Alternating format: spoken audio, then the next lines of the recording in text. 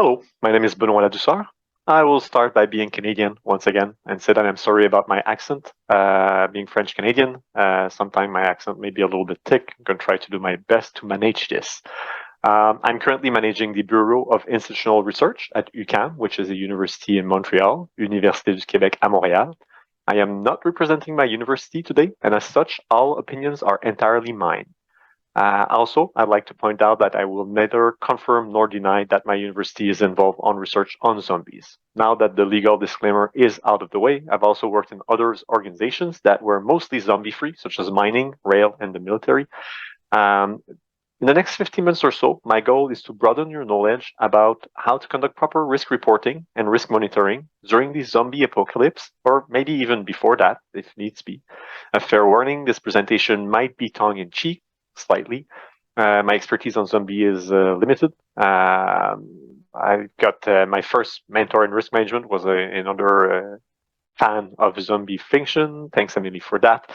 She also taught me about being a better risk communicator, which is one of the key elements to develop, I think, as a practitioner. So thank you, Emily, for that. Before going in deeper, I want to thank Alex Sidorenko for once again holding such a great event, gathering people from around the world, people that are much, much smarter than I am, and making sure that we all try together to influence the risk management community. So thanks, Alex, for all the hard work in there. And thanks for the other speakers.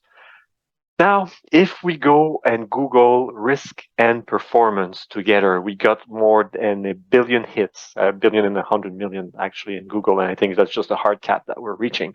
And at least a billion of them are probably white papers by the big fours. You can either read them all, and that's the only thing you'll do in your life, or you can just listen to this webinar, another webinar. I think most of those white papers would not stand the zombie apocalypse test. What's the zombie apocalypse test you're going to say? It's, would the techniques be useful should the world go to hell, basically, during the apocalypse? So would you still be holding a risk register in case of the zombie apocalypse? Probably not. All that GRC stuff about checking bugs would probably not be that useful. So what's the value you're bringing around the table? Ask yourself this as a risk manager. If there's something bad happening, really bad, is what I'm doing still useful or not? Maybe last point before we dig in, why taking zombies as an example? Well, they're more interesting than widgets in my mind. The US Army have used them for planning. The Center for Disease Control have used them to do like preparedness awareness communication material. And also because risk management is often a dry subject, we deserve a lighter take on it sometime. But rest assured that everything that we're going to discuss here today is actually useful in a zombie-free world. It's actually more useful than 90% of the stuff that's out there. And yes, I just made that statistic up. Today's presentation will be gradual, so you can decide to drop out at any point in time where you feel, well, this is getting too technical. But I respect your intelligence, and I would like you to be like the proverbial frog in the pot of water.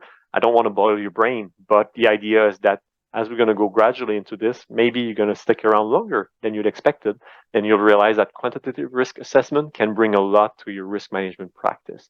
So it's split in 4 levels. The first level being heat maps. We will not be passing a lot of time on that.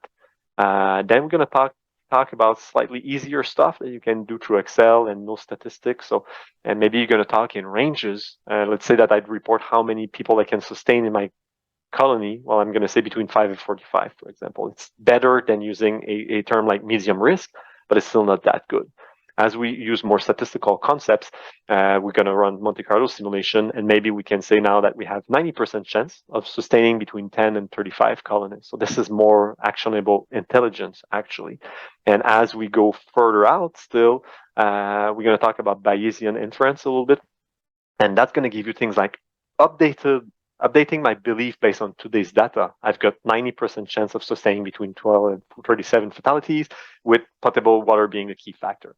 Obviously, any Monte Carlo simulation can give you information about the sensitivity. So what are the heaviest variables in your model? What is the most uncertain? So baby stuff, the zombie risk manager. So basically the risk register, which is weak, and we'll only pass one slide on that.